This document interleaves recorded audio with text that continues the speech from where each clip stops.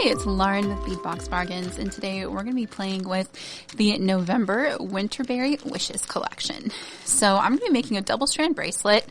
I'm going to use some of our jump rings from the box, the bead caps, one of the toggles, our English cut crystals, the crystal mixed strand, the glass leaves, probably one of our pine cones, some of our pearls, and a metal bead, and definitely our phosphosiderite. So I may end up adding more stuff, but that's the stuff I'm pretty sure I want to use from the box today. And the only things I'm adding that are not in the box are some basic findings. I'm using some of our 40mm brass head pins. That's pin 530 from Beadbox Bargains. Some of our copper, antique copper, little 2x1mm crimp beads. And I'm going to use both wire guardians. This is fine 1088. And clamshell bead tips. This is fine 1095. One for each end, just because I prefer to finish with a clamshell. It's just easier. But the side of the toggle, the side of the bracelet that has the toggle bar on it, I find that a wire guardian is easier to fit through the ring when you're closing your clasp. So that's what I've got today. I'm going to lay it all out. I will be stringing on tiger tail. This is 0.38mm 7-strand tiger tail wire. Lay everything out and we'll get started. Okay, so the first thing I'm going to do is cut my wire. So I always like to leave a little bit extra because I'd rather waste a couple inches than the whole thing. So I'm going to cut about 1 foot of tiger tail. And I'm going to start by making the first strand of the bracelet. So I'm going to finish it off with a wire guardian and a crimp bead. So I'm going to string the crimp on first. And now I've got my wire guardian, and I'm going to go up one side and down the other. And the wire guardian serves both the practical purpose of protecting the inside of the cord loop here, keeping it from like rubbing on the clasp or sharp edges or anything like that. Helps prolong the life of the bracelet. And it also has the aesthetic value of making it look antique copper instead of like silver wire. So I like to pinch the base of my wire guardian shut a little bit just to create a tiny bit smaller loop. All right, now I'm going to slide my crimp bead up over both sides of the cord there. Pull it pretty tight. I get my crimping pliers and squish it within the interior notch first. So now it's like a C shape. And then you fold both halves of the C over onto each other with the outer. I'm going to fold that a little bit more. There we go. And I'm going to give it a little bit more of a pinch on the inside just to make sure it really holds. Okay. I didn't do a fabulous job with that, I'll be honest, because I did it too close to my wire guardian. But it's done, it's holding, and it's not hideous. And I'm going to snip most of the tail off. I'm going to leave it just a little bit because it's really hard to get absolutely no edge. And I like to slide some beads over it to hide it. So I am going to start with a couple phosphosiderite rondelles because I want it to be very narrow on the end so that it's easy for the toggle bar to go through the ring, because this is the end we'll be attaching to the leafy bar of our toggle clasp. And I think that's plenty. You've just got to be able to pull the clasp up and through. So I think that's going to be great. And now we come to the pattern portion. So I'm going to start by putting a crystal rondelle and then an English cut crystal. And I'm essentially, this is a mix. I'm essentially just trying to alternate colors. Like, there's no pattern to the colors I'm using. I'm just not going to use the same crystal rondelle color twice in a row. And I'm going to go crystal rondelle, phosphosiderite crystal rondelle on one side. And on the other, I'm going to go phosphosiderite and then crystal. Let's do a dark purple one. And then, well, or is that the same color? No, it's darker than the one I used before. And then the other phosphosiderite. All right. So now I'm going to reverse that pattern and do, after an English cut round, my bad, put on an English cut round and reverse that pattern and do crystal rondelle, phosphosiderite, crystal rondelle. And I'm just going to keep going, alternating colors in this little pattern so that we got it all filled up. All right. So now we do another phosphosiderite rondelle, crystal phosphosiderite. Oh, goodness. So as Black Friday approaches, I'm trying to encourage my daughter Lynn to decide, or to come up with some ideas for Christmas. They keep changing. But, and don't tell her this, the one thing that I'm pretty sure we're getting her is a bike. So we have been trying to get her to ride without training wheels for at least 3 years now. Started teaching her when she was about 5. And she has just not wanted to. We've done the thing where you walk beside her and hold her up, and she just kind of wasn't psychologically ready. It was just kind of freaking out. Well, a couple weeks ago, she just wakes up on a Saturday morning and decides, hey, I'm going to ride my bike with no training wheels. And so she just kind of loosens them, flips them up, and goes for it. And she's ready. She does it. She does a great job. And, we're done with training wheels. But she's also now convinced that she learned to ride her bike in a single day, entirely by herself. Nobody taught her. She's just, she's always known how. So, you know what? She has the confidence. I'm thrilled that she is riding. But, of course, she's had this bike since she was, 4. So, it's, even with the seat at its highest point, it's time for a new one. Oops, look at that. I'm talking and messing up my pattern. So, anyway, that's the story of how Lynn learned to ride a bike in 24 hours entirely by herself, certainly without 4 years of parents trying to convince her to ride it without her training wheels. Anyway, that's her story, which honestly, I love it. I'm just thrilled that she's enjoying her bike and having a good time. We live down a little dead-end road. It's really nice, and the neighborhood kids will ride their bikes around, and she's been feeling left out. So I think that was the motivation she needed to figure it out. So anyway, she keeps going back and forth on what else she wants. She was done with her Play-Doh, hadn't touched it in years, so we gave it to a friend with the younger kids, and now she wants Play-Doh for Christmas. And I'm like, really? You really didn't play with it, at all. So who knows? We'll see. I guess she's going to get a little bit of Play-Doh for Christmas as well as a bike. But anyway, I don't know. Do your kids do that? If you have kids, they just keep changing their minds on what they want for Christmas? I'm like, you got to lock it in. Black Friday is coming. Mama's going to do some shopping, online at least. All right. So we are getting close here on length. I want it to just about fit entirely around my wrist. I'm going to add, there's going to be extra length from the toggle and the dangles that we're adding. But I want it to have the length that I need to close the toggle. And I'd rather it be a little loose, especially with a double-strand design, than too tight. So I'm going to add just a little bit on the end here. I'm ready to finish it. So I'm going to take my clamshell bead tip here. I'm going to fold it open. I'm going to string it on. I like it to be kind of flat so I can get the crimp bead against it firmly. And now I'm going to take my crimp bead, pull it down, and then I'm going to loop my wire around and back through it. Use my fingernails to kind of hold it down and keep tension on it as I pull this wire tight. And this is where I'm really going to maneuver it. I don't want it too tight, you don't want your beads all bunched up. Here, show you what I'm doing here. So I like to curl it a little bit, curl the bracelet as I'm pulling it, so that I know the beads have enough room to sit the way I want them to sit against my wrist.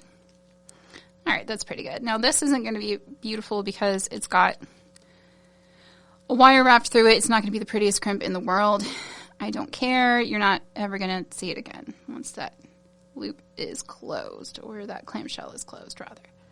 Okay, so I'm just gonna squish it really good, honestly. There we go. It's not pretty, but it'll do. And this one I'm going to snip right above the crimp. There we go. And now I'm just going to fold the clamshell shut. You can, if you want, glue, like put a drop of glue in there to hold it shut, but it's not necessary. All right, so there is my first strand, and I'm going to keep it out for reference as I'm making my second strand, like a length reference basically. So now I'm going to cut a second piece, and I think I wanted my first strand to be just like sparkly small beads. My second strand, I think I'm going to do more like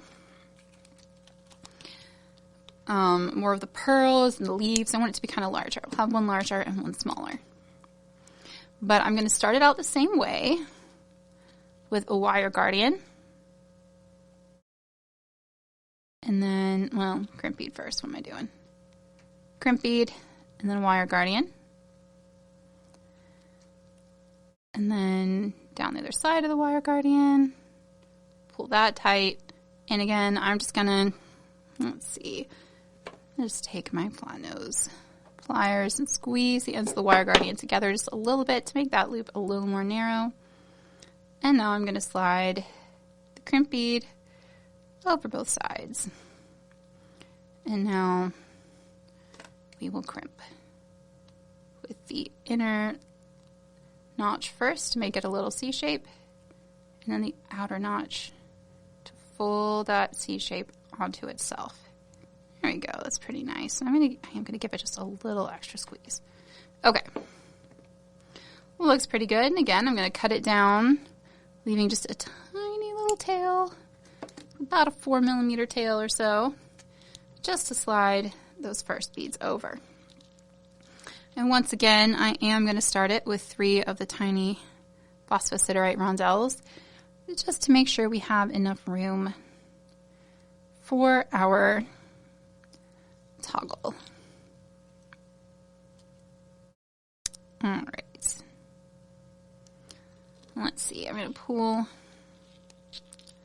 clasp up. So that's, yeah, that's going to be enough room. So now all I need is my pattern. Got to decide what I'm going to do. I will start it, I guess we'll ramp up to the 6mm crystal. We'll do just a crystal rondelle, and then the 6mm crystal. And then I'm going to do another rondelle. Again, I'm going to switch up colors, so I'll do the darker one this time. And now, oh, I didn't get my bead caps out. Let me grab those. So I will need them.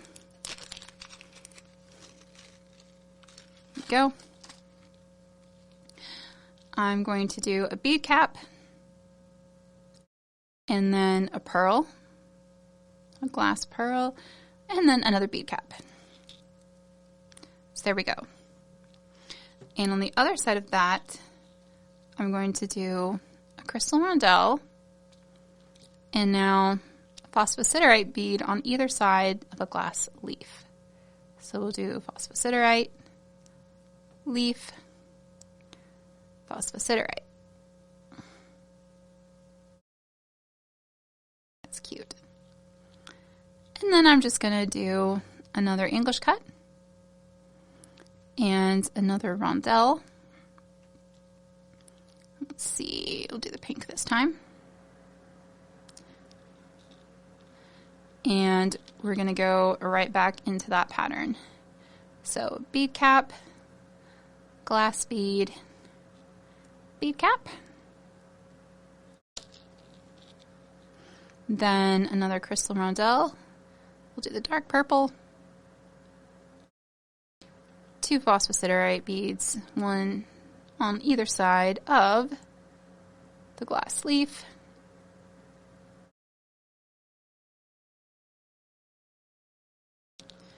And then from there, we're going to go back into the English cut. And then another crystal rondelle. And I'm just going to repeat this pattern as much as I can. We might stop in the middle of it. We'll see where we get to by the time we get to the same length as our first strand, or approximately thereabouts. We shall see. All right. I think we've got, yeah, at least one, maybe two repeats. We'll definitely get partway into the second. We'll see how it looks once we've got it all there. I am happy to finally get the chance to sit down and play with these beads. It's been a lot this week getting ready for our Black Friday sale next week. But it's always a lot of fun too. Going through all of our old stock. We found some boxes, like past bargain bead box collections that we didn't know we had. So that'll be fun. Lots of fun doorbusters for Friday's sale. But yeah, it's been a lot getting it all together. But we're excited. And I'm happy to take a minute and have some creative time. All right. Yeah, we've definitely got room for another pattern repeat. So we will do that. I like the gentle, oops, is that right? Yeah, that's right. Alternating colors of this mixed rondelle strand. I think it's a lot of fun. I'm going for a slightly irregular, you know, the colors vary. A little bit of a boho feel, but still some, you know, there's still a pattern. It's just a gentle one. All right. We did white and not purple. Let's do a dark purple. Now another of our pearls. I love these glass pearls. They are such a nice quality.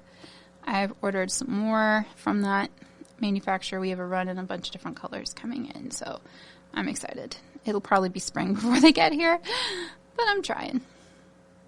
Okay. I think we have room for another leaf, and then we'll see after that whether we end there.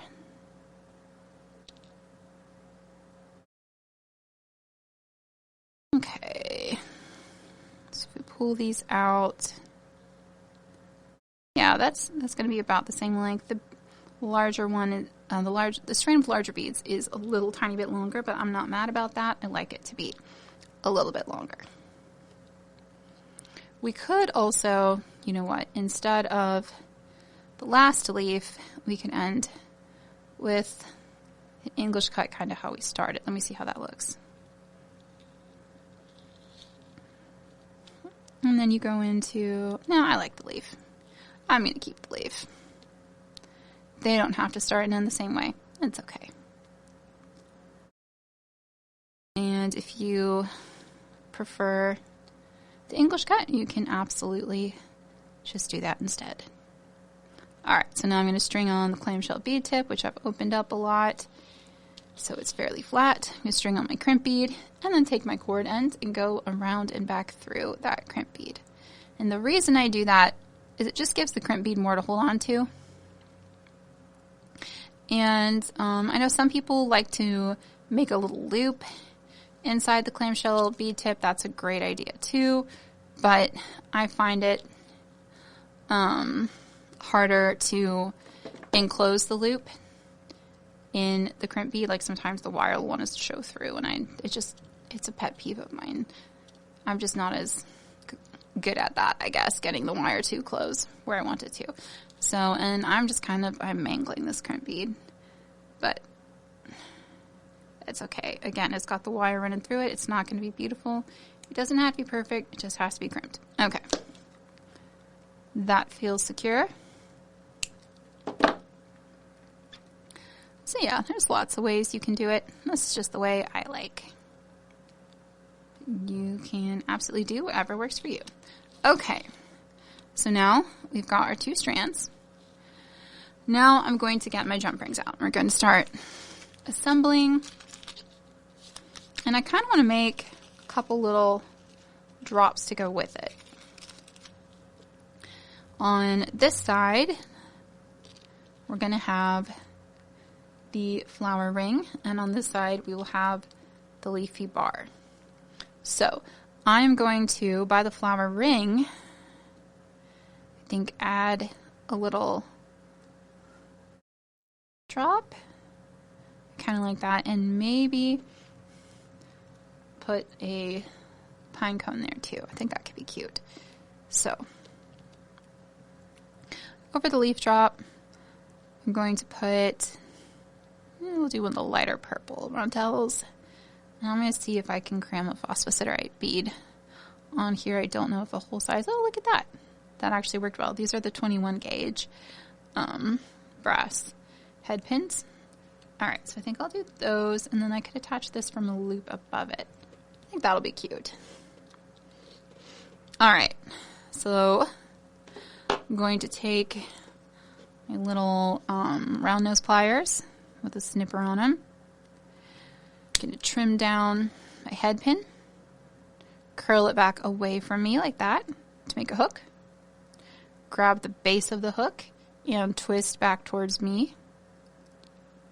And I'm going to be careful. I don't want to break the phosphosiderite. It's kind of a porous stone here. I want to be gentle with it.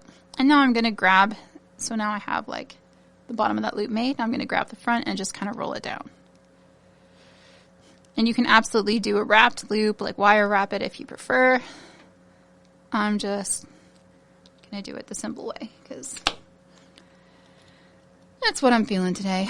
All right. Yeah, that looks cute. Okay, so now to assemble it, I'm going to use a couple jump rings. I've got my handy dandy little jump ring opener here. And I guess we'll do this size. These are just from the mix that came in the box. So I should have grabbed my chain nose pliers. I like those for this sort of work, but that's okay. I'm going to open a ring. This one's about 6 millimeters. I'm going to put both the little pine cone and my beaded drop on it. And now the tricky part. I'm going to close it back up if I can. I may have to go grab my other pliers here. I should probably do that. Let's see. That's pretty good.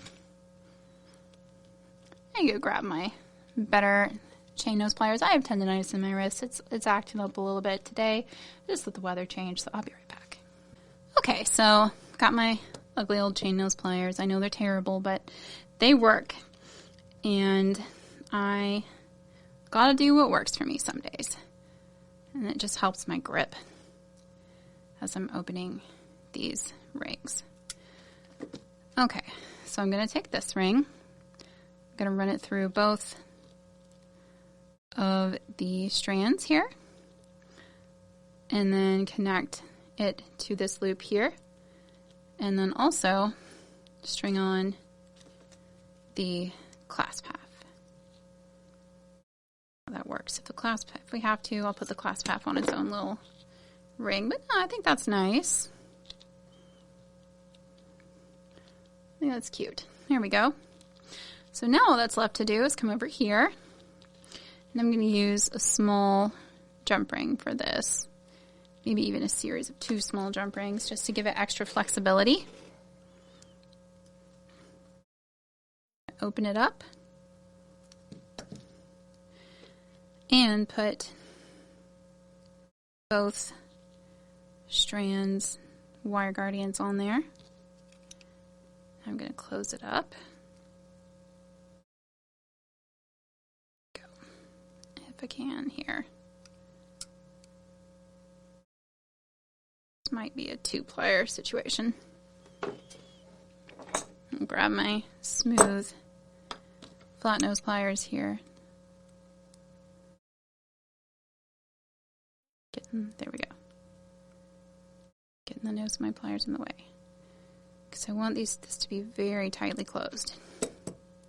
Now, sometimes what I'll do is I'll actually put a tiny, like I'll set it down very gently and get it to the point where it can just like sit and dry, and put like a tiny bit of glue on a jump ring just for extra security. Especially with the clamshell bead tips, because the single loops can be quite thin and you don't want to leave them room to go through. So I may do that at home. I need to bring some jeweler's glue in. Oh my good E6000 and my epoxy, they're both at home. All right, I need this thing. Sorry, I'm struggling today. We're almost there. Last jump ring. Just going to string it through that other jump ring. Loop on the clasp. And yeah, that gives us plenty of room to get the clasp toggle end through the bar here. And there we go. There's our bracelet. And as you can see, we did small beads here, so it's easy to pull this up and through. You've got 2 strands. You've got the pretty purple leaves on the outer strand. Then you've got that nice purple crystal strand. And then you've got that little double charm with our beaded charm and a little pine cone accent. So that's my Winterberry bracelet. I'm going to try it on, see how I did with the size here. Oh, I think it's going to be good, because I always want to make it a little bit longer than my wrist size, because you have to have the room to pull the toggle up and through. That's actually really great. I love it. Then you've got these fun little charms on this side. I love the way that the leaves fall as well. Yay!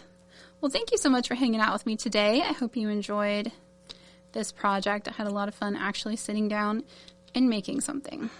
I do think I am probably going to open this jump ring up and add another little ring for the pine cone, just so it hangs kind of independently. Because putting it on, I noticed that it kind of sat a little stiffly. And I just want to give it a little more movement. But I am very, very happy with how it came out other than that. Yay! Thanks for watching. If you're a Bargain Bead Box member, you got everything in the Winterberry Wishes collection for $24.99 with free shipping in the USA. If you sign up now, you will start with December's box, which is also going to be pretty amazing. We'll have a sneak peek for you next week, probably on Black Friday. So keep an eye out for that. Thank you guys so much for hanging out. I hope you have an absolutely wonderful weekend. I hope you have a great Thanksgiving week ahead. And as always, happy beading.